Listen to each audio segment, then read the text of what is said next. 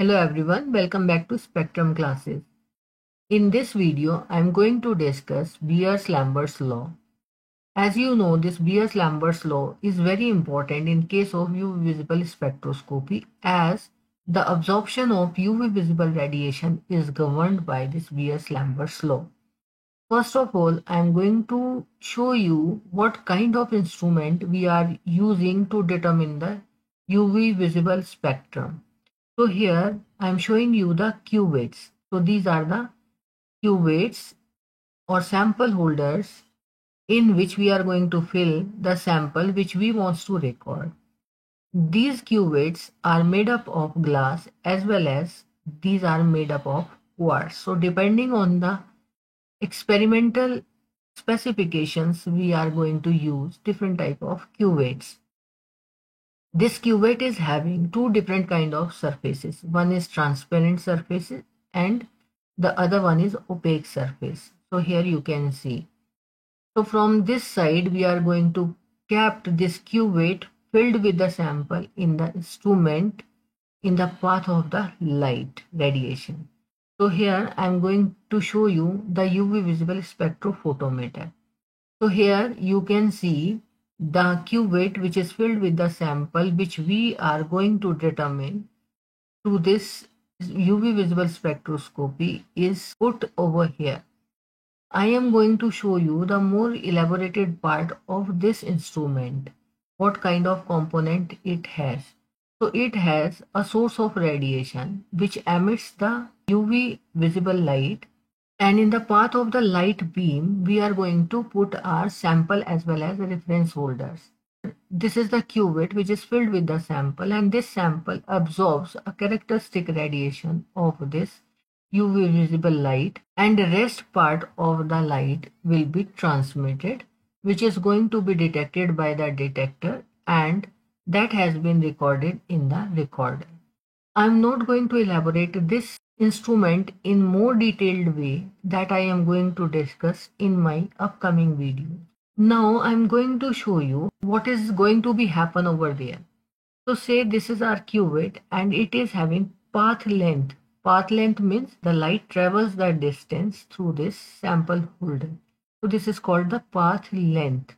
If the radiation of UV visible light incidents over this sample which is having intensity I naught, and if it is passes through this sample, then the intensity after absorption is attenuated and we are getting the intensity of the transmitted light as I, right? And this intensity of light will be recorded in this and we are getting the result. So let's start with the Beers-Lambert's law. So it is composed of with two different laws, right? So first is the Lambert's law. So I'm going to show you what is the Lambert's law. The John Heinrich Lambert in 1760s explained about the absorption of radiation, right? And that is known as Lambert's law. So here is the cuvette and this cuvette is having the path length x, right? So here Lambert suggested that when a beam of monochromatic radiation passes through a homogeneous absorbing medium, the rate of the decrease of intensity of radiation with thickness of the absorbing medium is proportional to the intensity of the incident radiation, right? So here is the statement written in the form of mathematics. So this minus sign shows decrease in intensity of light with the path length is proportional to the intensity of the incident radiation. Here you can understand this. If we remove the proportionality sign, there will be a proportionality constant which is known as extinction coefficient in case of Lambert's law. It is read as rate of decrease of intensity after passing through the absorbing medium. Now coming to the Beer's law. So in 1852, August Beer, a scientist, formulated a law regarding the absorption of UV visible light. So here again I am showing you it with the help of the picture. So here is the cuvette which is having a sample whose concentration is say C in the solution. This law governs the absorption of light by the molecules and states that when a light of intensity I naught passing through the transparent cuvette filled with the sample solution, the intensity of light is attenuated proportionally to the sample concentration. So here, according to this law, we can formulate it in terms of mathematics that the absorption is directly proportional to the concentration of the sample. If we combine the two laws together, then we get a Beer-Lambert's law. So here is the picture. So according to Beer's law, concentration is important, and according to Lambert's law, path length is important. If we combine these two, then this law governs the absorption of light by the molecules and states that when light of intensity I naught, here I am showing you this light of intensity I naught passing through the transparent cuvette filled with the sample, here it is passing through, the light intensity is attenuated proportionally to the sample concentration and the length of the cuvette. So we can mathematically write down this statement in this form. The decrease in intensity of light with the path length is proportional to the incident light and the concentration of the solution, right? So this is the mathematical expression of the Beer-Lambert's law. If we remove the proportionality constant, then we will get this epsilon, which is known as molar extinction coefficient in case of Beer-Lambert's law, which is earlier I said extinction coefficient only because there is no concentration term. Now the derivation of this Beer-Lambert's law. So here you just see, this is what I just explained in my previous slide. So here the decrease in intensity of light with the path length is directly proportional to the concentration and the intensity of incident light. Now if we are removing this proportionality constant, we are putting just k prime. So why k prime? Why not k? Because in case of Lambert's law we use k, and in case of Beer-Lambert's law we use a k prime, right? This is just because of the distinction between Lambert's law and Beer-Lambert's law constants. At the end of this derivation, we will again have the epsilon. So you will better understand over there. So I'm just moving forward, and at last I will explain it further, right? So here minus di upon dx is equal to k prime concentration and intensity of light, right? Now if I put this I on this left hand side and x on the other side, right? And now integrating it within the limits, because I started with I naught to I. So here you can see I naught to I, and x started from 0 to x. Here is the length is 0, and at this moment it is x. So this is the integration. Now on integrating, what we get, if we are having di upon I types of case, then it is going to be ln I, and dx gives you x only. I have solved this equation in this manner, but I think that it is little difficult for the non-mathematical background students to understand how this comes from here to here. So I am explaining it for them.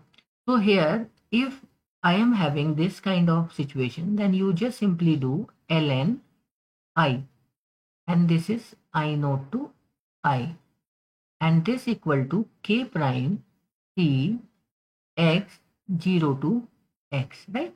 So I kept this negative sign outside this bracket, and now I will put the limits. Ln I, first put in place of this I, you just put first the upper limit. So upper limit is I. minus ln the lower limit. So in place of I, what you need to write? I naught, bracket close. This is equal to k prime c. Now put the upper limit, so that is x minus 0. So what you will get? You will get ln I minus I naught. So if this kind of relation is there in log, then we can simply write it I upon I naught, right? This is equal to k prime c x. So I hope you understand what I have written over here. Minus ln I upon I naught is equal to k prime c x. So is this is clear? Okay, then now moving further. So here, if ln is there, so this ln is known as natural log,